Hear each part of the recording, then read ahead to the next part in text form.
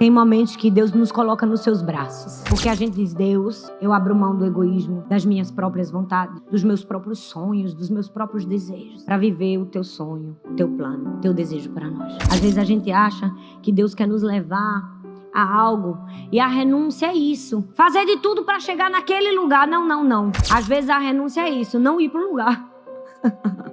Hoje eu quero compartilhar com você uma palavra muito forte e muito especial que Deus colocou no meu coração. Nós, como Igreja do Amor, somos muitos campos espalhados no Brasil e agora nas nações da terra, e sempre ministramos a mesma ministração. Todos os pastores na nossa equipe, aí deve ter mais, nem sei quantos, de tantos que tem, mas todos nós ministramos uma palavra única, porque qualquer pessoa, em qualquer lugar, quando ela entra numa Igreja do Amor, ela sabe que ela está na Igreja do Amor, do começo até o fim. Mas ontem Deus falou comigo de forma tão forte. Ele disse, não, hoje você vai falar sobre aquilo que eu quero falar especificamente para Orlando. E eu falo isso com muito temor no meu coração. Eu tenho certeza. A presença dele já está aqui, a gente está sentindo. Verdade ou não? Mas eu sei que ele vai falar muito mais. Hoje eu quero falar sobre o poder da presença de Deus. E eu gostaria de falar de um povo que com certeza você provavelmente já ouviu falar, o povo de Israel. Depois de serem libertos do cativeiro de 400 anos no Egito, não foram 40 dias, nem 40 anos, foram 400 anos de escravidão. Eles seguiram em direção à terra prometida, o sonho da vida deles. E no caminho, eles viram muitos milagres acontecendo. Eles tinham fome e o maná caía ali, do céu, a comida para eles comerem. Eles tinham sede e Deus fazia brotar água da rocha. De dia, Deus colocava uma coluna de nuvem para amenizar o calor. E à noite, uma coluna de fogo para guiar. Eles viveram muitos milagres e viram muitas maravilhas. Mas a verdade é que aquele povo que recebia tantos milagres e vivia tanto sobrenatural, não conheciam a fonte. Não conheciam a presença de Deus. E eu estou falando sobre algo que aconteceu há milhares de anos atrás, mas inevitavelmente e infelizmente, muitas vezes vivemos isso com tanta frequência hoje. A terceirização da presença de Deus. Porque sempre que o povo precisava de algo, o povo não corria para Deus. O povo corria para Moisés. Moisés era a figura que o povo terceirizava, o que de fato eles precisavam. E eu me pergunto em que momento eu e você também não nos estamos assemelhando ao povo de Israel. Quanto mais a gente precisa de Deus, terminamos procurando Moisés na nossa vida. Terminamos procurando aqueles que nós achamos que são os detentores exclusivos da presença e do sobrenatural de Deus. Porque no fundo, infelizmente, a gente não quer parar para buscar por nós mesmos, para fazer por nós mesmos. Quantas pessoas estão se movendo e buscando um mover ali, pontual, sobrenatural, porque não querem pagar o preço da dedicação diária. Quando acorda, quando vai dormir. E às vezes estamos correndo para tantos sentimentos e nos esquecemos que a fonte é o Senhor. Israel tinha visto muitos milagres, mas inacreditavelmente não conhecia o Deus dos milagres. E a verdade é que o Evangelho de Cristo Jesus, gente, não é sobre ver milagres. O Evangelho de Jesus é sobre conhecer a Deus. Até porque se fosse só sobre ver milagres, aquele povo que viu Jesus fazendo toda sorte de milagres e que ficavam assombrados e maravilhados e dizendo, quem é esse? Aquele mesmo povo foi o povo que gritou, crucifica-o. Porque o Evangelho não é ver milagres, o Evangelho é conhecer a Deus. Quando a gente conhece a Deus, é que a gente consegue ir até o fim. E se nós estamos aqui hoje, é que a nossa busca principal não deve ser vivenciar milagres, ver milagres, clamar por milagres, é conhecer a Deus, é viver a presença de Deus. Porque testemunhar milagres não transforma o nosso interior, somente um relacionamento com Deus faz isso. Somente um relacionamento com o Senhor. Então eu quero que você pare e pense comigo, Moisés se ausentou durante 40 dias. E lá embaixo, o que foi que o povo fez? Um bezerro de ouro. Por quê? Porque eles conheciam os milagres, mas não conheciam o Senhor. Eles direcionaram toda a adoração deles a algo que não podia fazer nada por eles. Nós precisamos olhar para nós e entender que a gente não pode fazer as coisas um objeto da nossa adoração, porque quando a gente faz isso, a gente despreza a presença do Senhor e despreza a paternidade do Senhor na nossa vida. Sabe, a questão aqui não é o livre acesso que a gente tem à presença, porque isso a gente sabe. Quando Jesus ali morreu na cruz do Calvário, a Bíblia diz que o céu foi rasgado de alto a baixo. Então a gente não precisa de nada nem ninguém para chegar-se a Deus. A gente tem total liberdade. Aqui eu não estou falando do acesso à presença de Deus. A gente tem acesso à presença de Deus. Jesus garantiu o acesso à presença de Deus. A gente tem acesso à presença de Deus aqui também. Porque esse é um país cristão. A gente tem acesso à presença de Deus no Brasil. É um país laico, a gente pode adorar, a gente pode levantar as nossas mãos, a gente pode clamar, a gente pode chorar, a gente pode orar no meio da rua. A questão não é o acesso à presença de Deus. A questão é o que é que nós estamos fazendo com acesso à presença de Deus. O que é que a gente está fazendo com esse privilégio que a gente tem, que é buscar a presença de Deus. Eu amo a Bíblia quando diz em João capítulo 15, versículo 16. Não me escolhestes a vós, mas eu vos escolhi a vós outros. Muitas pessoas falam desse texto e evocam esse texto para falar que a escolha de Deus, quando Ele nos escolhe, é a escolha por um propósito, é a escolha para uma missão. Deus me escolheu para fazer isso, Deus me escolheu para ser isso. E deixa eu te dizer, a maior escolha de Deus não é para você fazer. A maior escolha de Deus para você é para viver para a sua presença. A maior escolha de Deus por mim, por você, é uma escolha de relacionamento. Quando a gente não entende isso, é porque o nosso espírito ainda está tomado de um espírito de orfandade. A gente acha que para receber o amor de Deus, a gente tem que fazer. A gente não tomou posição de filho. A gente ainda está na posição de escravo. A gente fica achando, eu tenho que fazer isso, eu tenho que fazer aquilo, eu tenho que agir desse jeito. Na verdade, a escolha de Deus, quando Deus diz, eu escolhi você, é Deus dizendo assim, eu escolhi você antes de qualquer outra coisa, para um relacionamento. Eu escolhi você para você desfrutar da minha presença, para você desfrutar da minha paternidade. E é impossível falar de presença de Deus sem falar de paternidade, porque de fato Ele é o nosso Pai. E às vezes o fato de não compreendermos a paternidade de Deus nos assombra pensar e ter esse relacionamento com Deus. A primeira vez que a palavra órfão aparece na Bíblia, em hebraico, é no livro de Êxodo, capítulo 22, versículo 22. E no original a palavra é iatom, significa um órfão, sem pai. É alguém que está de luto de um pai somente. Mas eu amo que no Novo Testamento a palavra no grego para órfão é orfanos. Dá uma ampliação, aumenta. Não é só uma pessoa sem pai.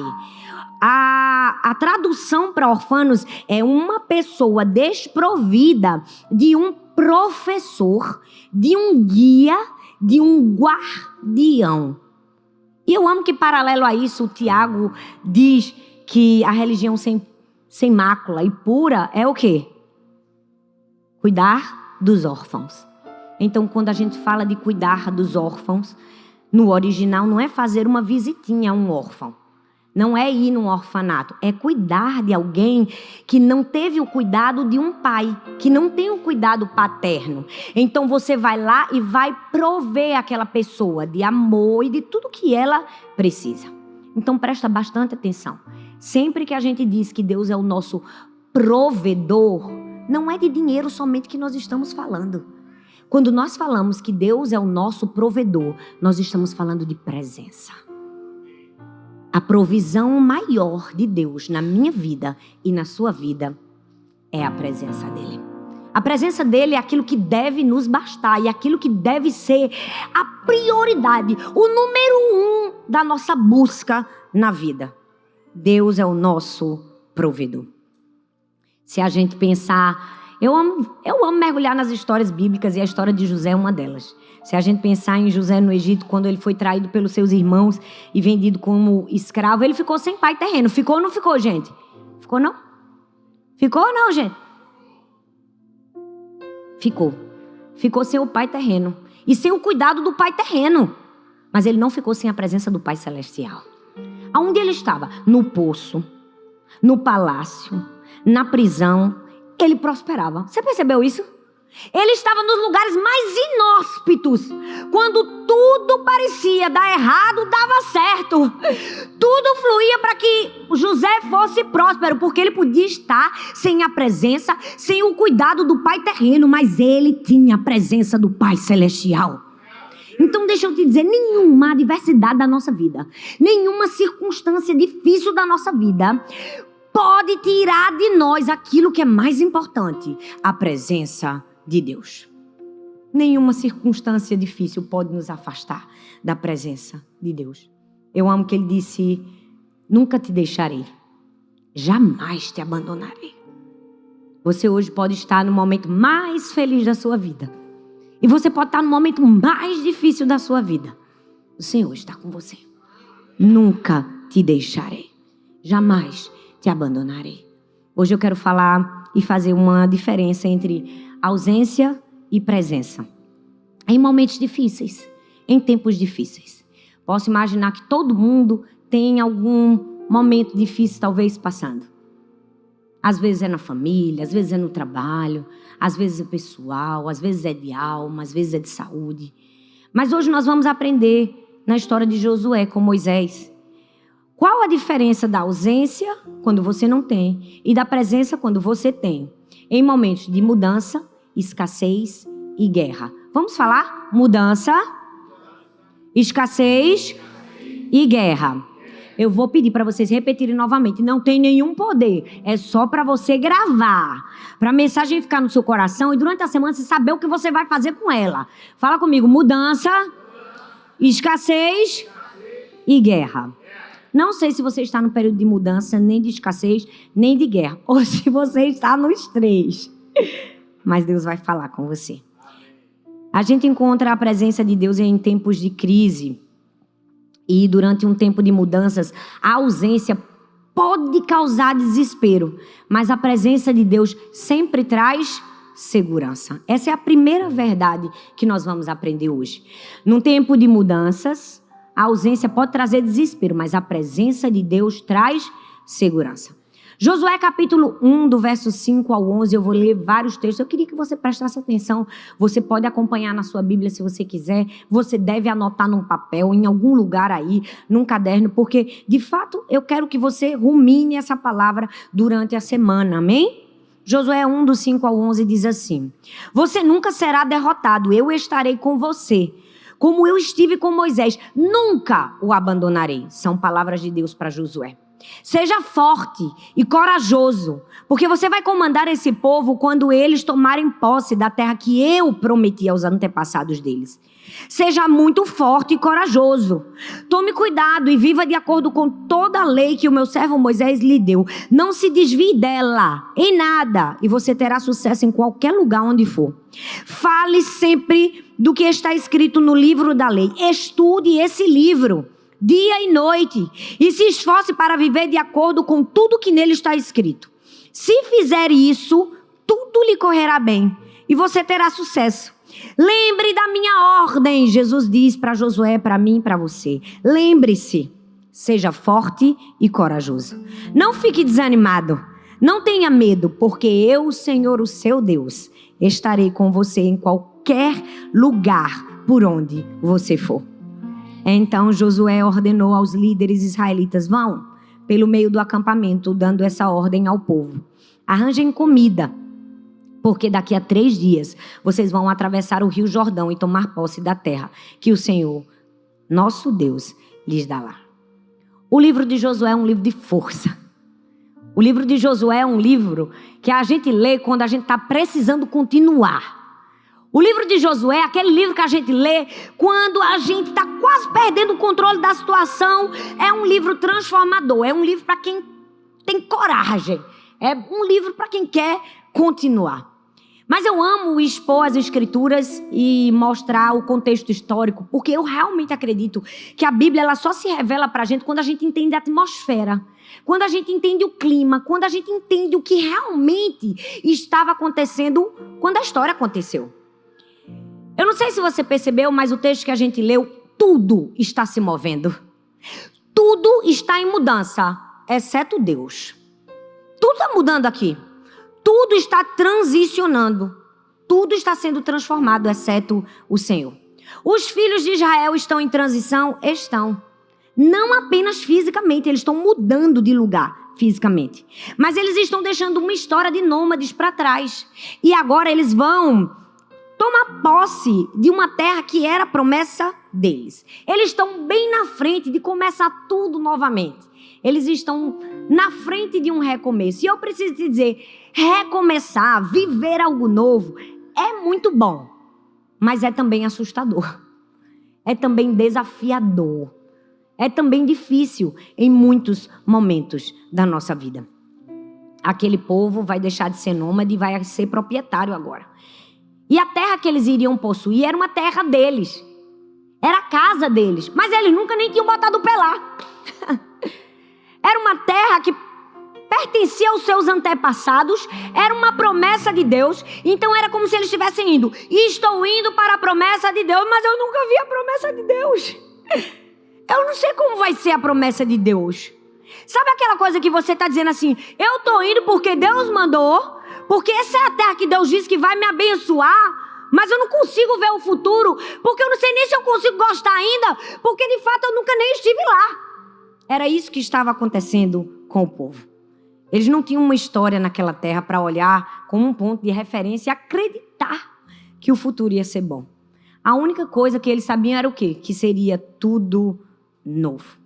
E para piorar toda essa situação, essa transição, essa mudança, eles estavam fazendo essa mudança agora sem um líder. Moisés havia morrido. E talvez você pense assim, meu Deus, Thalita, você vai me falar de presença de Deus. Você vai pregar sobre presença de Deus na morte? Vou. Porque foi assim que eu conheci a presença de Deus. Na morte, na ausência.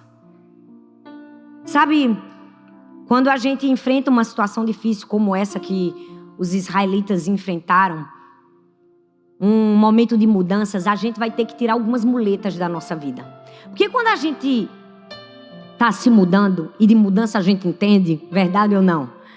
A gente tem algumas muletas que a gente carrega no processo da mudança. A primeira muleta é a muleta da vitimização. A Bíblia diz em Deuteronômio capítulo 34, versículo 8. Os israelitas choraram Moisés nas campinas de Moabe durante 30 dias. Até passar o período de pranto e de luto. Eles choraram quanto tempo, gente? 30 dias. Um mês inteiro eles só choravam. Era compreensível? Totalmente compreensível. Eles tinham acabado de perder Moisés. Moisés não era qualquer pessoa, gente. Moisés era um grande líder. Moisés era um homem cheio da presença de Deus. Eu costumo dizer Moisés e ficava na prateleira de cima. Moisés não era feito a gente não, meros mortais não. O próprio Deus fala isso. Ele disse assim, ó, com os outros profetas eu falo por sonhos e visões. Com Moisés eu falo como? Face a face. Moisés era diferente. E tudo que aquele povo conhecia de Deus vinha através de Moisés. Para comigo e pensa, não deve ter sido fácil para eles. Eles perderam algo muito grande, eles perderam Moisés. Moisés foi o líder deles por 40 anos. Foi Moisés que estendeu a vara e o mar se abriu. Foi Moisés que estabeleceu a aliança da lei. Foi Moisés que compartilhou os planos para o tabernáculo. Foi Moisés que orou e o maná caiu do céu quando eles estavam com fome. Foi Moisés que tornou as águas amargas em doce. Foi Moisés que declarou o poder de Deus e a coluna de nuvem veio e a coluna de fogo também veio. Foi Moisés que escreveu os 10 mandamentos. Foi Moisés que orou e os montes tremeram, mas não foram consumidos. Foi Moisés que tirou a lepra da irmã, como eu preguei recentemente aqui na igreja. Foi Moisés que orou, que intercedeu por aquele povo, que ficou na brecha. Foi Moisés. Tudo que eles tinham e que eles sabiam sobre Deus tinha vindo através de Moisés. E agora aquele povo estava assim tentando entender quem somos nós sem Moisés.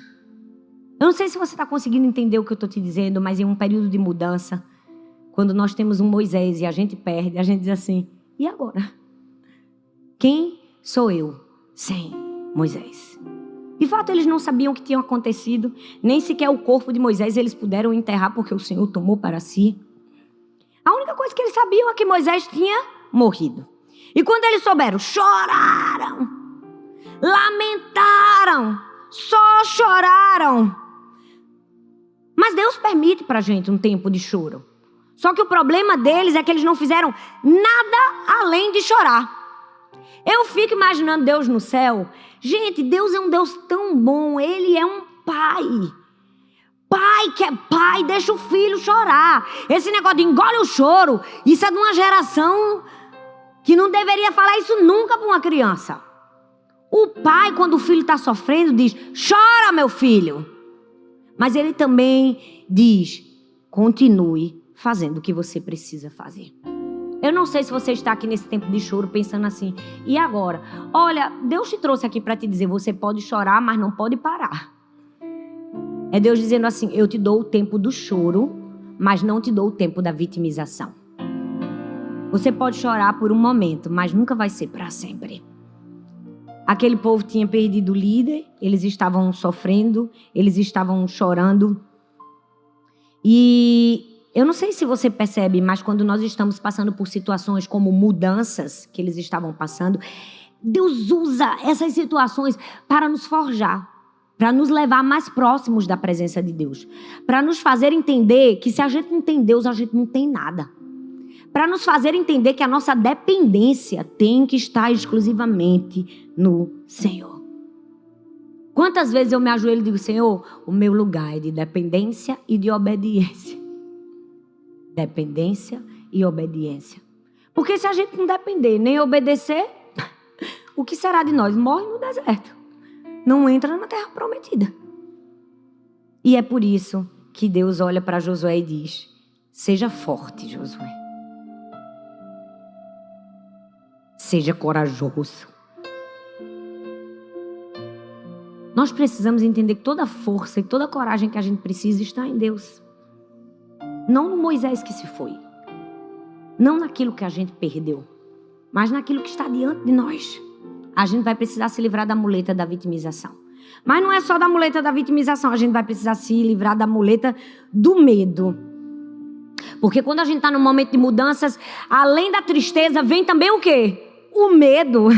Eu fico imaginando, Moisés deve ter morrido de medo. Quando tudo se desestabiliza na nossa vida, quando o futuro é incerto, quando aquilo que você tinha, você não tem mais, é aí que você descobre Deus. É aí que você tem um encontro com Deus. É quando você fica sem o seu Moisés, que você se depara com o Senhor. Se tudo que você tem hoje é Deus, que coisa boa. Porque você viverá uma experiência sobrenatural com Ele. Se hoje você está dizendo assim, eu me sinto em total ausência, eu perdi muito, eu perdi coisas, eu perdi pessoas, eu tive perdas emocionais. Que grande notícia é, você não perdeu o Senhor. Você não perdeu a presença. Você ainda tem acesso. E é por isso que eu acho que Deus, já sabendo que Josué ia ter medo, ele disse assim, deixa eu aliviar um pouco a tensão de Josué. Ele disse assim, Josué capítulo 1, do verso 5 ao 6. Você nunca será derrotado. Ufa, vou te dar uma garantia. Eu estarei com você, como eu estive com Moisés. Eu nunca te abandonarei. Veja, tudo está mudando. A única coisa que permanece estática é a presença de Deus. O território está mudando, a região está mudando, como eles se enxergam está mudando, as suas exigências estão mudando, sua liderança também está mudando, está tudo desestabilizado, em desordem. A única coisa sólida no meio disso tudo é quando Deus diz assim, como eu estive com Moisés, eu estarei com você. Gente, todo o resto pode mudar na nossa vida. Deus ainda está com a gente. Quando as coisas estão mudando, Ele diz, eu estou aqui. Se você está em um novo emprego, Deus diz, eu estou com você. Se você está em um novo relacionamento, Deus diz, eu estou com você. Se você está falido, Deus diz, eu estou com você. Se você está no melhor momento da sua vida, Deus diz, eu também estou com você. Se você está em solidão, Deus diz, eu estou com você. Se você está em ausências, Ele diz, eu permaneço com você, porque eu sou uma presença que nunca vai embora. Tudo na nossa vida pode mudar. Deus nunca vai mudar. Ele é o absoluto em todas as variáveis da nossa vida. A presença dele permanece. E essa mensagem é para quem? É para mim. É para você. Essa mensagem é para aqueles que decidem seguir em frente. Essa é a mensagem para aqueles que estão assustados. Essa é a mensagem para aqueles que estão chorando, com medo. Mas Deus precisa dizer, seja forte e corajoso. Eu estou com você. Eu amo quando Paulo fala para Timóteo uma das frases que são icônicas na Bíblia e que deveria ser uma marca no nosso coração. Em 2 Timóteo capítulo 1, versículo 7, ele diz assim, porque Deus não nos deu um espírito de covardia, mas de poder, de amor e de moderação. Sabe o que é isso? É Deus dizendo que Ele nos faz funcionar não a partir do medo, não a partir da incerteza.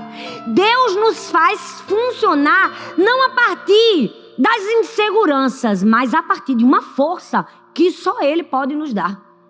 Ele está dizendo, eu capacito você para isso. E deixa eu te dizer mais alguma coisa. Nesse período de mudança, eles estavam indo para uma terra. E nessa terra manava leite e mel? Sim. Era uma terra próspera? Sim. Rica? Sim.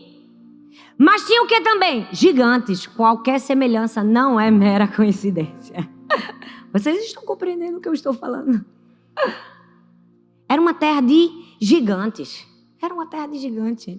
E eu fico imaginando o coitado do Josué pegando a liderança para levar o povo para uma terra de gigantes. Eu não sei vocês, gente, mas já dá um pouco de medo. Eu só tenho 1,60 m. Hoje ainda estou um pouco maior porque coloquei um pequeno salto. Mas ficar junto do príncipe já me assusta, porque ele é alto. Agora você imagina você diante de um gigante. Assusta mais ainda. E por que Deus promete uma terra de gigantes pra gente? A gente podia dizer, poxa, Deus promete uma terra de um povo pelo menos mediano pra gente ter que enfrentar. Sabe por quê, gente? Deus promete uma terra de gigantes porque a promessa que Ele nos dá não vai ser possível possuir sem a presença de Deus. Se fosse de mediano, a gente achava que a gente conseguia. Na nossa força, no braço da carne. Aí Deus diz assim, o que eu vou te dar é uma terra de gigantes, porque essa promessa você só consegue realizar comigo do seu lado. Deus está nos levando a um lugar de dependência. Nós estamos aprendendo a depender da presença de Deus. Todo dia, um pouco mais. Às vezes a gente acorda e a gente diz, Senhor, se não for a tua presença. A gente vai dormir e diz, Senhor, se não for a tua presença. E se a gente estiver nesse lugar de dependência, por mais difícil e incerto que seja, tem alívio. Deixa eu te dizer, eu amo um exemplo de quando Jesus teve a morte do seu amigo Lázaro. Eu não sei se você já percebeu esse texto. Mas como Deus falou comigo. João capítulo 11, do versículo 38 ao 44, diz assim, Jesus, outra vez, profundamente comovido, foi até o sepulcro. Percebe? Jesus foi até o sepulcro como, gente? Profundamente comovido. Jesus estava abatido, em sofrimento, em dor, mas ele se levantou. E ele foi para onde? Ele foi para o sepulcro.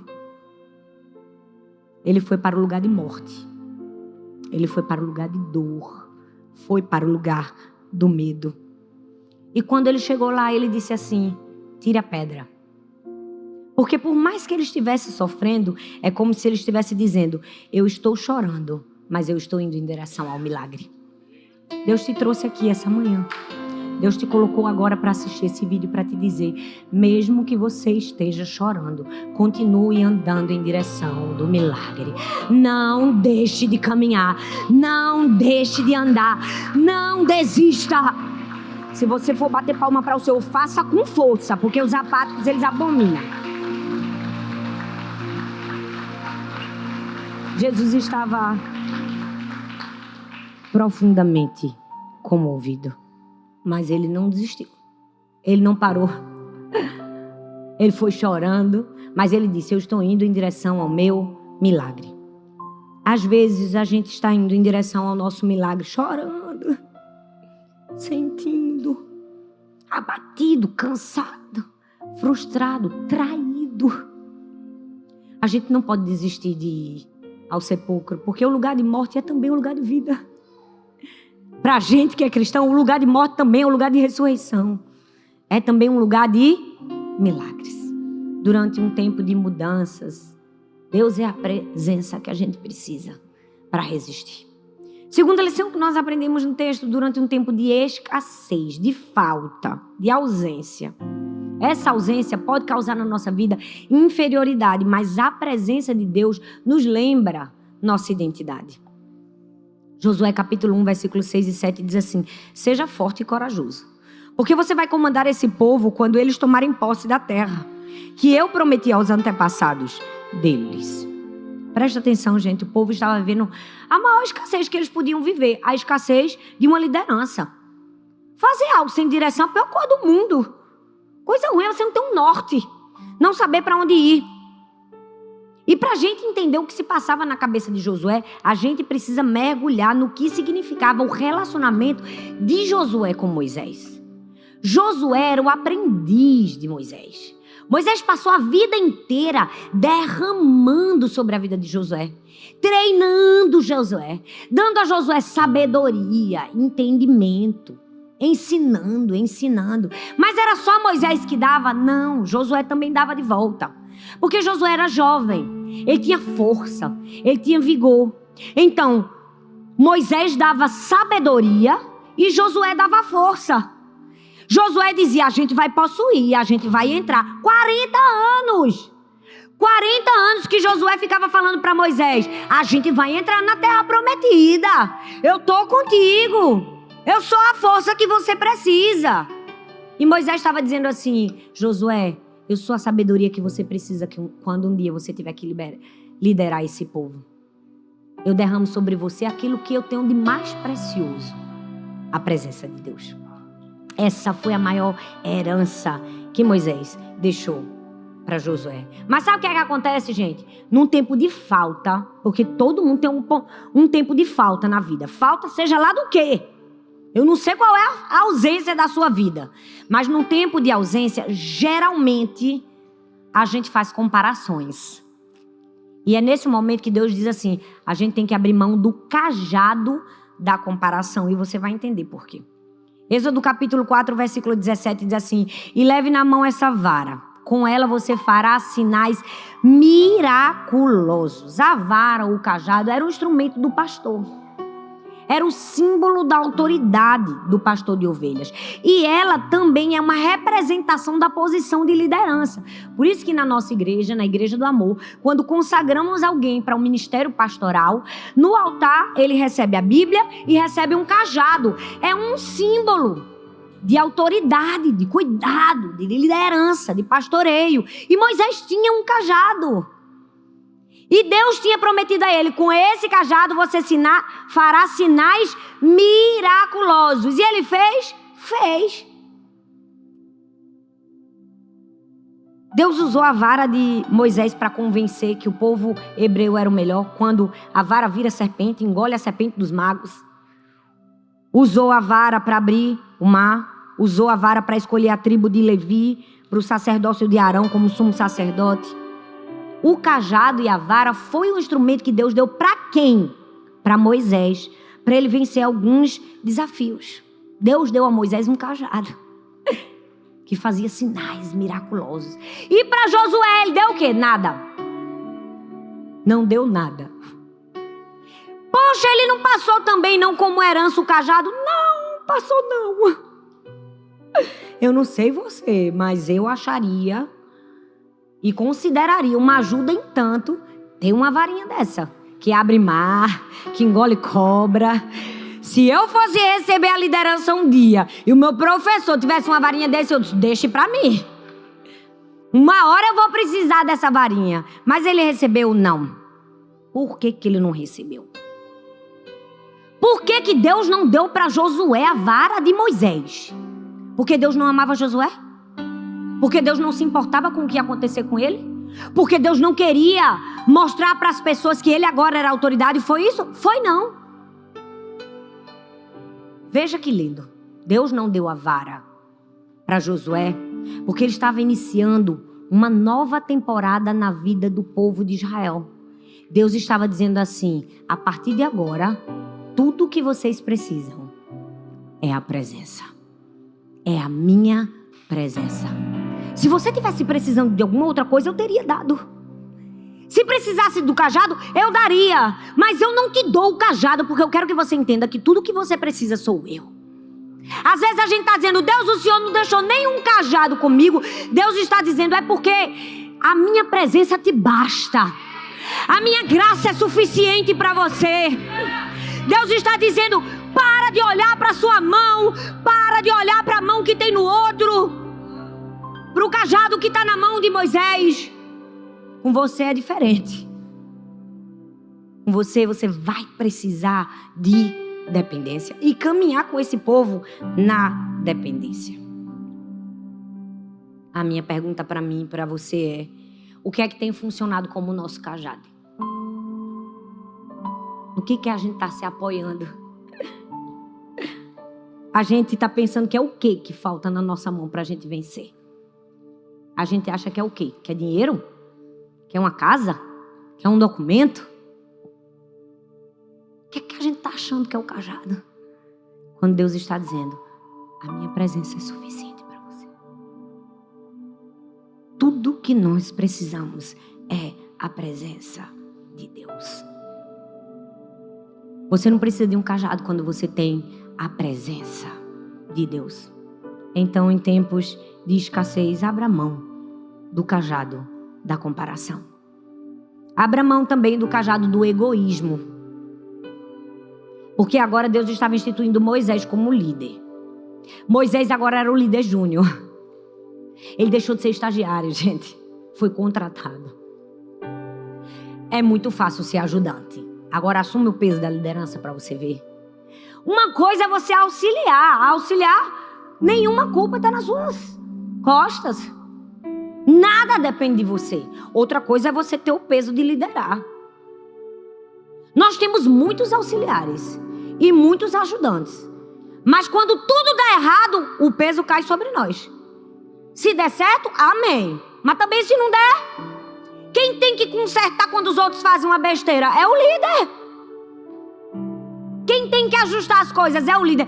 Eu fico imaginando Josué. Josué conhecia o povo. Aquele povo era processado. Aquele povo deu trabalho para Moisés?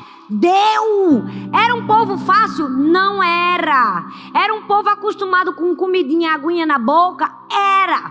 Fico imaginando Josué dizendo assim, Deus que me livre que eu não quero liderar esse povo sem Moisés. Tô fora, Deus.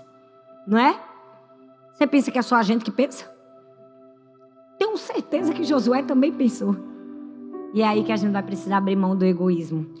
Porque a gente vai precisar entender que quando Deus nos comissiona, é por causa de pessoas e para pessoas. Josué, eu sei que você está nervoso, Josué. Eu sei que você está com medo, Josué. Mas não é sobre você. É sobre pessoas. Veja bem, não foi um pedido, foi uma ordem. Não foi uma sugestão. Não sei se você conseguiu entender a profundidade do que eu estou falando para você. Mas tem momentos na nossa vida que a gente não vai ter escolha. A única escolha que a gente vai ter é obedecer. A nossa escolha é a escolha de Deus pra gente. Sempre vai ser. Sempre. A nossa escolha, e eu falo isso não com orgulho, eu falo isso com muito temor no meu coração, é entender que quem sustenta a gente é Deus. Quem guia a gente é Deus. Deus diz, vai pra cá, a gente vai. Deus diz, vai pra lá, a gente vai. Volta, volta. Para. Vai. Descansa. Come, bebe e continua.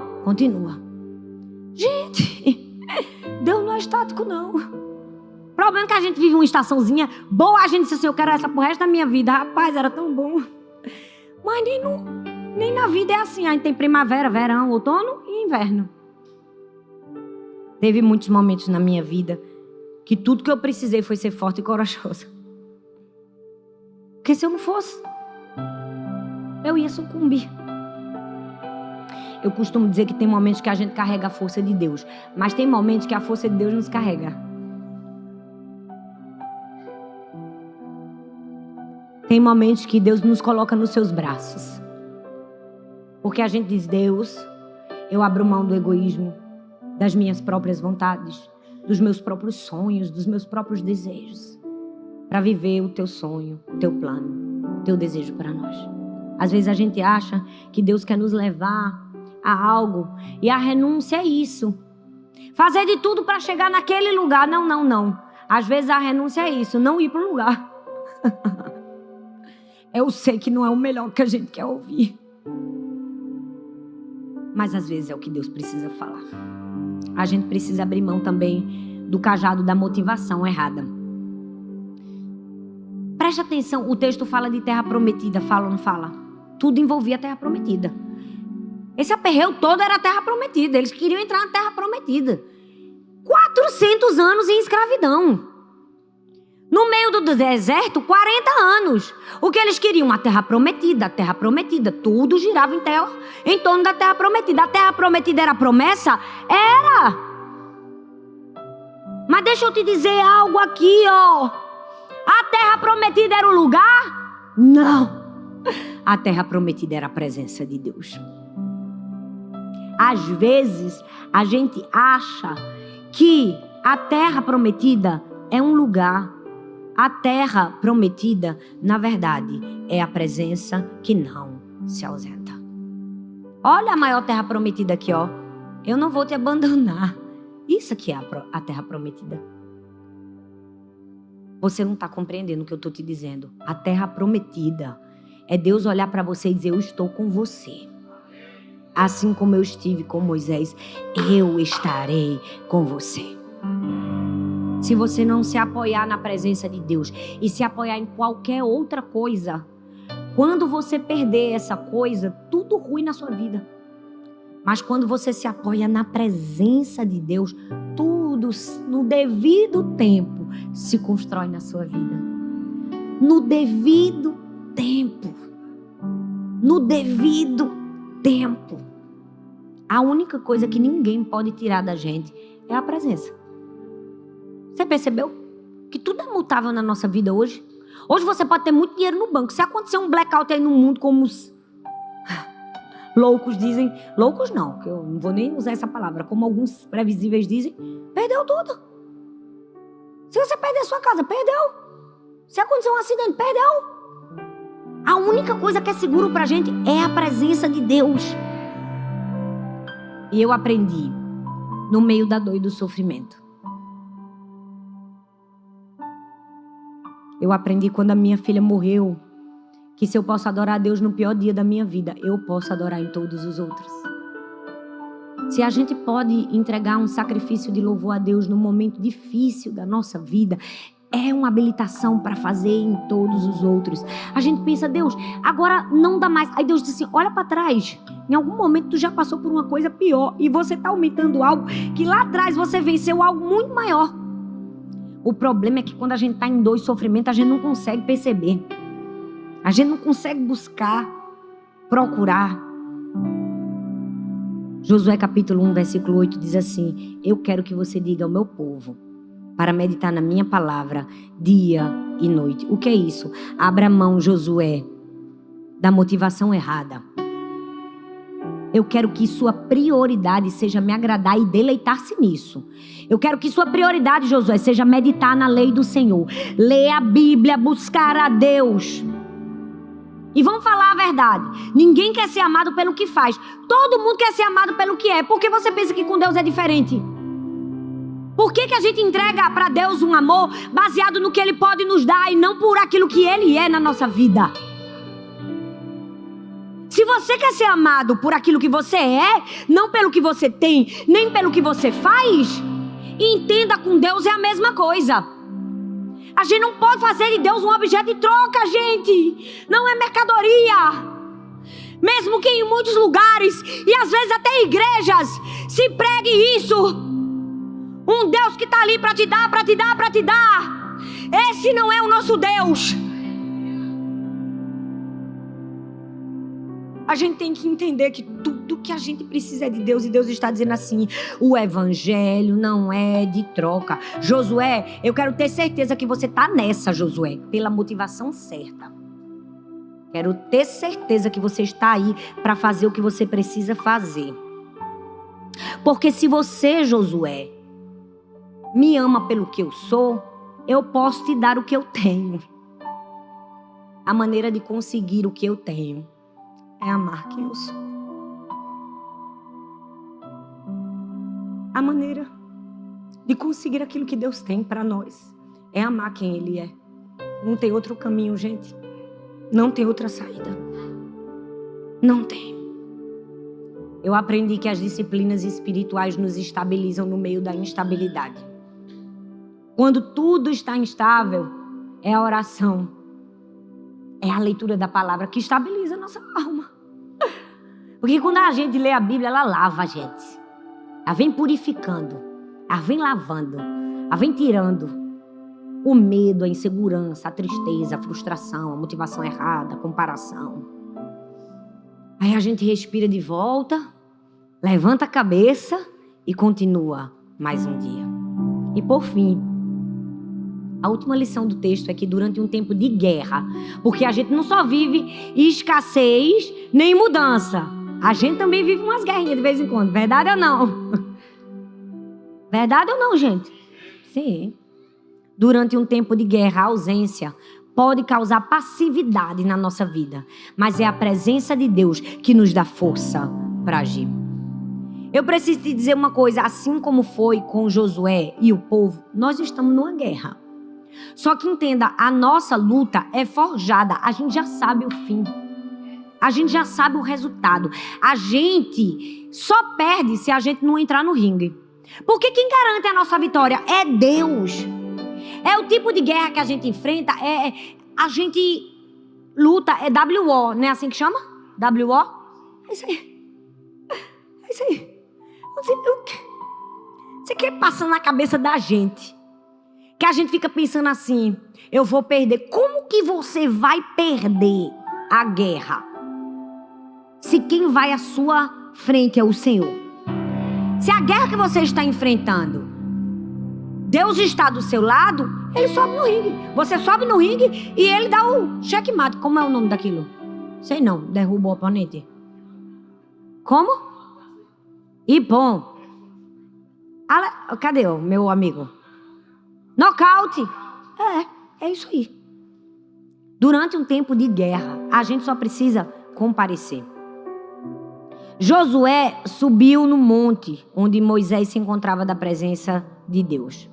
E aí ele nos ensinou o que é que a gente precisa no tempo de guerra. Ele nos ensinou o monte do posicionamento. A gente vai precisar subir no monte do posicionamento no momento da guerra. Josué capítulo 1, versículo 10. Então Josué ordenou aos líderes israelitas. Gente, que maravilha! Deus deu uma orientação para Josué. A gente pensa que ele ficou desnorteado. Ficou nada. Josué não ficou assim. Será que foi Deus mesmo que falou comigo?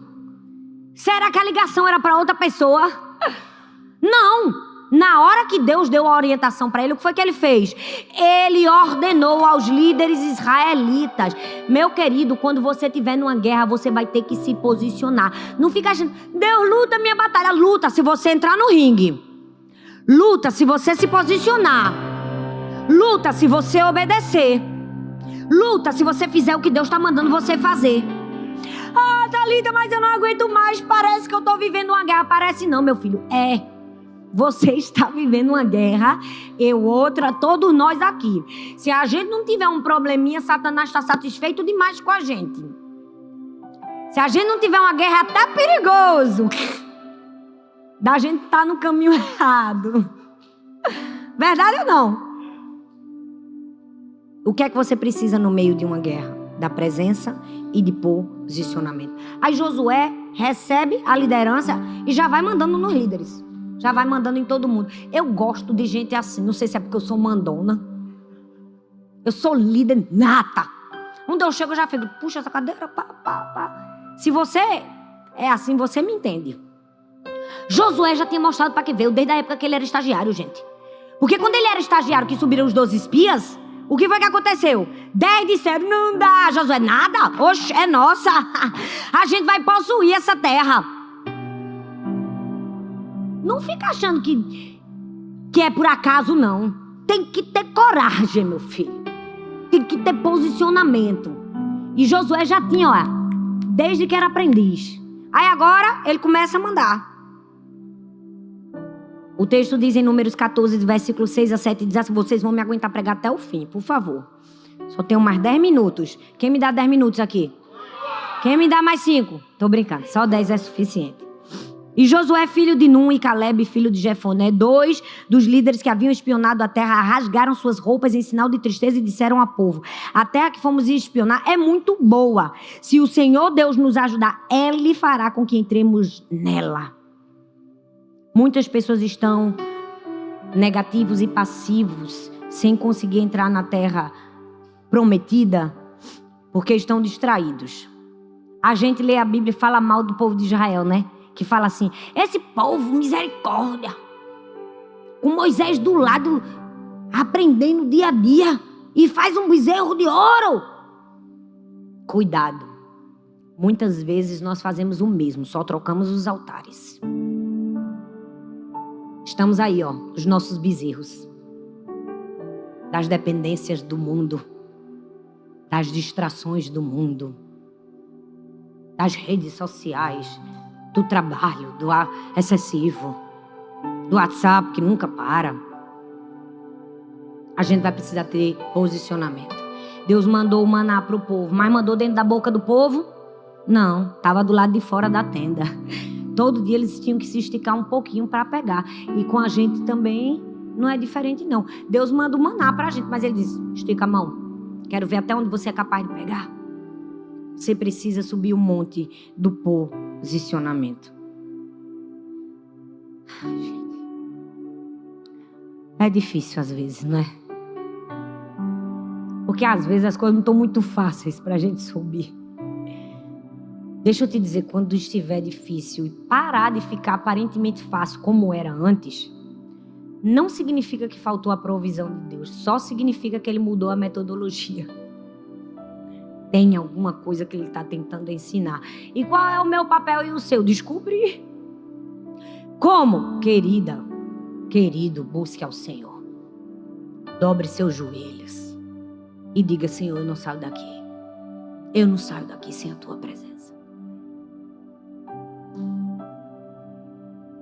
A gente precisa de dependência de Deus para subir o monte do propósito também. Para subir o monte do propósito. Moisés morreu, mas Josué estava ali, vivo. E Deus estava dizendo assim, Moisés morreu, mas o meu propósito não morreu. Não era sobre uma personalidade, não era sobre uma pessoa, era sobre um propósito. Gente, Deus usa qualquer pessoa, Deus usa gente, usa mula, usa peixe. Lê a Bíblia. Tudo diz respeito às pessoas? Não. Apesar de hoje em dia as pessoas fazerem um culto à personalidade. Tem gente que da hora que acorda, da hora que vai dormir, com palavras, atitudes e às vezes até uma coisa velada e subliminar, tenta o tempo todo levantar-se e louvar-se a si mesmo. Olhe para mim, olhe como eu sou, olhe eu. Não está falando nesse tom que eu estou falando aqui. Mas é isso que quer passar. E Deus só usa. Tudo o que a gente precisa é a presença. No meio da guerra, se você quiser sobreviver, você vai ter que mergulhar no propósito de Deus para a sua vida. Eu quero terminar com uma história que eu amo. Tem uma curiosidade sobre mim que talvez você não conheça. Quando eu era criança, bem pequenininha, eu tocava violino. Toda a vida eu fui bem magrinha, eu era bem magrinha. Bem seca. Não sei se eu devo dizer. Mas no colégio o meu apelido era filé de borboleta. Eu era bem pequenininha, tocava meu violino. E eu amo a história de Paganini, um dos maiores violinistas da história. A história conta que quando ele entrou na Ópera de Paris, e vamos falar a verdade, que a Ópera de Paris é um negócio suntuoso. Só a aristocracia entrava. Eu já fui. Quem pagou o ingresso foi a minha irmã. Eu estava de férias, ela morava em Paris. De tênis e calça jeans. Eu e Arthur. Entramos naquele teatro, com aquelas mulheres, com aquelas roupas chiquérrimas, casacos de pelo, e eu pensei, minha cadeira tá paga, né? Vou sentar. Sentei, assisti um espetáculo. Nesse lugar suntuoso, onde só a aristocracia sentava na época de Paganini, ele foi se apresentar e começou a afinar o violino. Só que quando ele começou a afinar o violino, uma corda se partiu, as pessoas riram. Depois ele continuou afinando, outra corda se partiu. Não sei se você sabe, mas violino só tem 4. E mais uma vez, ainda afinando, a terceira corda se partiu. Agora, o clima já era de tensão, sobrou apenas uma corda. E a história conta que com aquela única corda, Paganini pegou seu violino e tirou dela uma linda melodia. Um violino quebrado, mas um violino nas mãos do mestre. Nós somos esse violino.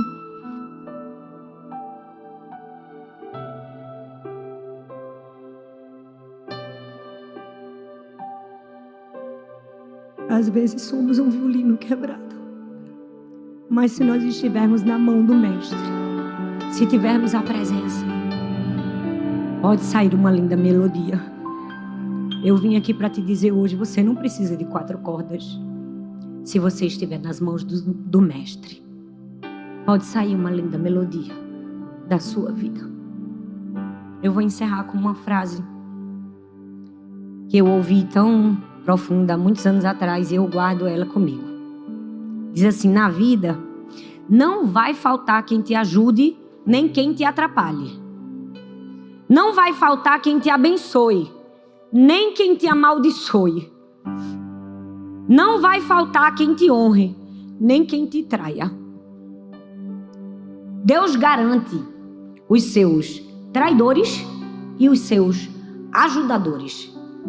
Deus vai garantir os que dificultam a sua vida e os que ajudam a sua vida. Por fim, Deus vai fazer isso para que você seja uma pessoa completa. Deus vai garantir isso para a gente ser uma pessoa completa. Deixa eu te dizer, a gente não está brincando de passar pela vida. A gente está aqui para aprender. Vai ter gente para ajudar e vai ter gente para atrapalhar. Para honrar e para maldizer, para valorizar e para fingir que seu esforço não é nada. Vai ter gente para falar bem e gente para falar mal. Vai ter cajado na mão e ausência de cajado na mão. Vai ter recurso e tem hora que não vai ter recurso. Mas nunca vai faltar a presença. Fique em pé no seu lugar. Se você pode, eu quero que nada te distraia nesse momento. Eu quero que você derrame a sua alma diante do Senhor. Isso. Quero que você se derrame. Eu já fechei a porta, pode vir. Estou te esperando pra fazer o que tens que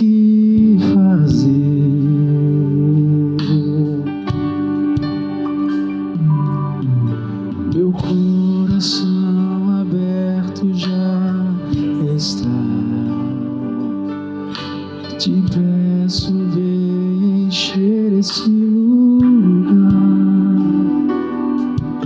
Te entrego tudo que eu tenho e sou, e também quem não sou.